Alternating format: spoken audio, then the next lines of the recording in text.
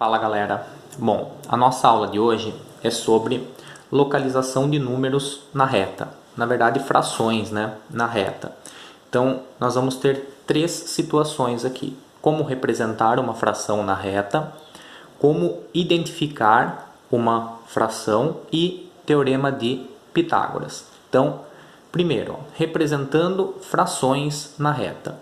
Então, se eu quero representar essa fração, 1/3, fez a reta, 0, como é um número positivo, você vai dividir os espaços aqui, ó, de acordo com o denominador. Então, 3 espaços, ou seja, 1/3 dividido em 3 partes. Como eu quero 1/3, vou contar uma parte. Então, é a mesma ideia de quando você faz a representação de uma fração através de um desenho. Só que aqui pensando na reta. Quando for um número negativo, mesma ideia. Só que agora a gente vai pensar o quê? Que aqui está o meu zero. Eu vou ter que dividir minha unidade em 5 partes. Então, 1, 2, 3, 4, 5. Aqui seria o menos 1. Como eu quero menos 2/5, vou contar 2 partes. Aqui vai ficar o menos 2/5. Depois, próximo caso, 10/50. Quando acontecer desse jeito, lógico que você não vai desenhar, não vai pegar a unidade e vai dividir em 50 partes. O que você faz? Se for possível, você simplifica a fração. Então, ó, nesse caso aqui dá para simplificar por 10. Ficaria 1/5. Como 1/5 é equivalente a 10/50, você vai representar essa fração na reta. Então, mesma coisa. 0 vai dividir a unidade em 5 partes. Então, olha lá. 1, 2, 3, 4, 5. Aqui é o meu 1. E aqui, como eu quero 1/5, conto uma parte. Aqui fica 1/5. Certo? Segunda situação, ó. Ao contrário, identificando frações na reta. Então, agora eu já tenho a reta desenhada e quero saber esse ponto aqui, qual fração que ele corresponde. Então, o pensamento é ao contrário. Primeiro, eu vou ter que contar em quantas partes a unidade foi dividida. Então, 1, 2, 3, 4, 5, 6, 7, 8, 9. Então, a unidade foi dividida em 9 partes. O ponto A, que é o que eu quero, 1, 2, 3, 4, 5. Portanto, 5/9.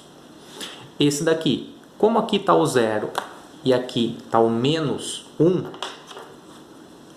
eu sei que é uma fração negativa. Então, 1, 2, 3, 4, 5. Então, foi dividido em 5 partes. Só que percebam que aqui passou do menos 1. Então, ao todo, esse ponto A foi andado 1, 2, 3, 4, 5, 6, 7. Portanto, a fração menos 7/5. E o nossa terceira situação da aula de hoje é o famoso teorema de Pitágoras. Então, o que diz o teorema de Pitágoras? Sempre que eu tenho um triângulo retângulo, o maior lado é chamado de hipotenusa. Então, como que eu sei que aqui é o maior lado? O maior lado sempre está em frente ao maior ângulo. No caso, quando eu tenho um triângulo retângulo, o maior ângulo é o de 90 graus. Então, o maior lado é hipotenusa. Os outros dois lados são chamados de catetos. Então, cateto e cateto. Aí, o teorema diz o seguinte: hipotenusa ao quadrado é igual à soma dos quadrados dos dois catetos. Tá? Então, vamos fazer dois exemplos disso daqui, ó. Calcule a hipotenusa A sendo B igual a 6 e C igual a 8. Então eu vou usar isso daqui, ó. A ao quadrado é igual a B ao quadrado mais C ao quadrado. Então, A ao quadrado é igual a 6 ao quadrado mais 8 ao quadrado. A ao quadrado é igual a 6 vezes 6, 36, 8 vezes 8, 64. Somando 36 com 64 dá 100.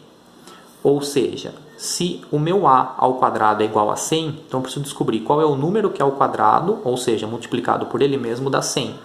Fazer isso é a mesma coisa que determinar o quê? A raiz quadrada de 100. Portanto, A igual a 10. Essa é a hipotenusa do meu retângulo. Mais um exemplo, ó. Se o B for 12 e o C for 5, vai fazer exatamente a mesma coisa, ó. A ao quadrado é igual a B ao quadrado mais C ao quadrado. Então, A ao quadrado é igual a 12 ao quadrado mais 5 ao quadrado. A ao quadrado é igual a 12 vezes 12, 144. 5 vezes 5, 25. A ao quadrado é igual a 169.